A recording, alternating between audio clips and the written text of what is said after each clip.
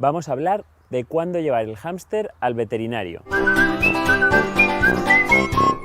Pues comenzaremos hablando por los problemas digestivos de los hámster, que sin duda son los más comunes, en particular las diarreas. Las diarreas son muy comunes y muy graves en hámster y causadas por muchos factores diferentes, entre los que cabe destacar, por ejemplo, los parásitos. Es muy importante desparasitar a estos animales, que la gente se cree que los animales pequeñitos, estos roedores pequeñitos, no necesitan desparasitarse y no es así. Desde luego lo necesitan y además con frecuencia. Por otra parte nos ocurren las disbiosis, las alteraciones de la flora intestinal, que son debidas a cambios de alimentación o a un estrés muy importante brusco. También es muy común y pueden acabar desencadenando lo que llamamos cola húmeda, que es una diarrea tan profusa y tan líquida que se llama cola húmeda porque realmente lo que vemos en el animal es que tiene la cola mojada. Os voy a poner un ejemplo para que lo podáis ver, que he traído un animal del que está afectado por este problema.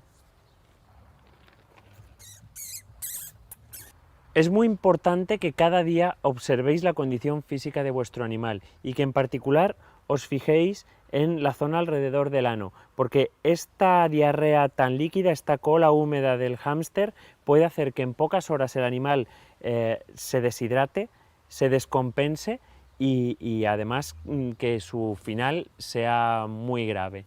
Entonces, cuanto antes, en el caso de que veáis que tiene diarrea, vamos a hidratarlo, podéis coger una jeringuita y forzarle a beber agua.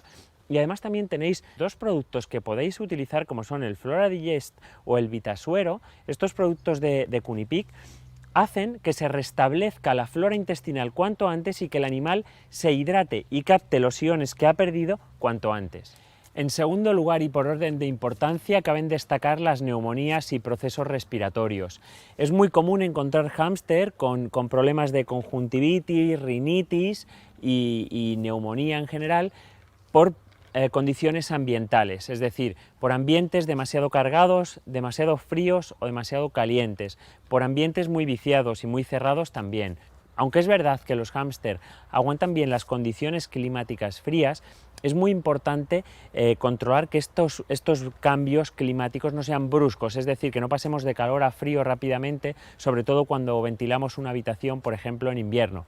Así como controlar también la calidad del suelo que les ponemos. Es muy importante poner papel de periódico prensado y además poner un refugio, como veis aquí, de heno, donde los animales se puedan cobijar y se puedan arropar. A ellos les gusta hacer su nido con fibras de origen vegetal como es el heno, que además, por cierto, el heno va muy bien para las condiciones que hemos hablado antes de las diarreas.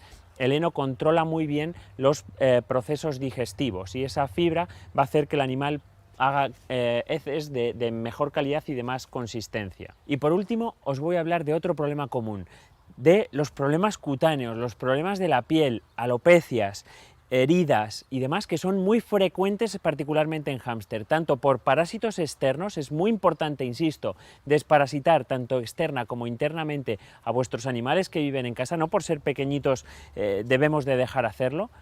Los parásitos externos, en concreto los ácaros, dan muchos problemas de oídos y de piel, en roedores y en hámsters en particular.